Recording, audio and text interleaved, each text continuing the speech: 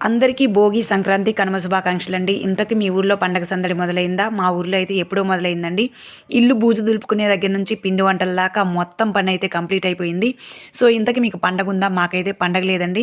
మాకెందుకు పండగ లేదో, ఎందువల్ల మాకు పండగ లేకుండా పోయిందో మొత్తం ఫుల్ వీడియో చేశాను. ఎవరికైనా కావాలనుకుంటే ఈ వీడియో కింద లింక్ ఇచ్చాను. ఖచ్చితంగా వాచ్ చేయండి. అలాగే వీడియో నచ్చితే లైక్ చేయండి. మేమైతే ఫస్టు ఫ్యామిలీతో కలిసి ముత్యాల వెళ్దాం అనుకున్నాం కదా! అది మిస్ అయిందని చెప్పాను కదా! సో, నేను, పిల్లలు, శ్రావణి అయితే ఇక్కడికొచ్చాము. తర్వాత మా హస్బెండ్ అక్కడ ఆఫీస్ పని చూసుకొని అయితే వచ్చారు. ఇక మా హస్బెండ్ రాగానే మా చిన్న పాప అయితే పరిగెత్తుకుంటూ వెళ్ళి హగ్ చేసుకుంది. ఎంతైనా ఆడపిల్లలకి తండ్రి అంటే చాలా ఇష్టం కదా! సో, మనం ఎంత చేసినా కానీ వాళ్ళ ఫాదర్ వచ్చేసరికల్లా ఇంకా అక్కడికే వెళ్ళిపోతారనమాట. ఇది లోపల అండి మొత్తం చూపిస్తున్నాను. సో, దర్శనం అయిపోయాక ఇక్కడొచ్చేసి మేము ప్రసాదం తీసుకుంటున్నాం. ప్రసాదం అయితే ఎంత స్వీట్‌గా చేశారో చాలా బావుంది. బెల్లం ఎక్కువగా వేసి. సో, మేము వేసుకునేటప్పుడు ఏందంటే కొంచెం తక్కువగా వేస్తాము. అందులో చలికాలం గదా! కొంచెం చూసి వేసుకునేవాళ్ళం అనమాట. సో, శ్రావణి కూడా తీసుకొనొచ్చింది. ఫైనల్‌గా ఏంటంటే పాపని రెని కొబ్బరికాయ కొడతానని చెప్పింది. అందుకని తనని దండం పెట్టి కొట్టమని చెప్పాను. దండం పెట్టానని చెప్పింది గానీ పెట్టలేదని నాకు అర్థమైంది. సో, ధ్వజస్తంభం దగ్గరైతే తను కొబ్బరికాయ కొడుతుందనమాట. తర్వాత మినీ కూడా వచ్చింది.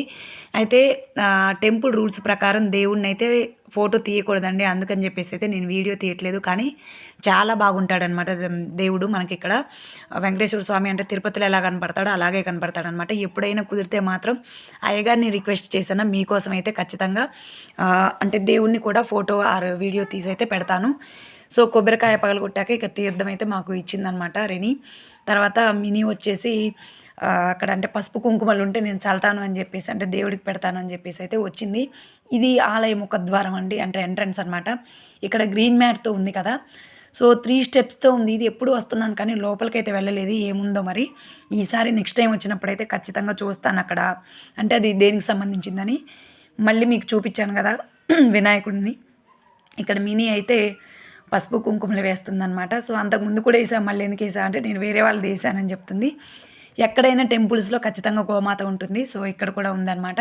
ఫైనల్‌గా అయితే మొత్తం దర్శనం అంతా కంప్లీట్ అయ్యాక మళ్ళీ వేరే టెంపుల్‌కి వెళ్దామని అయితే బయటికి వెళ్ళాము.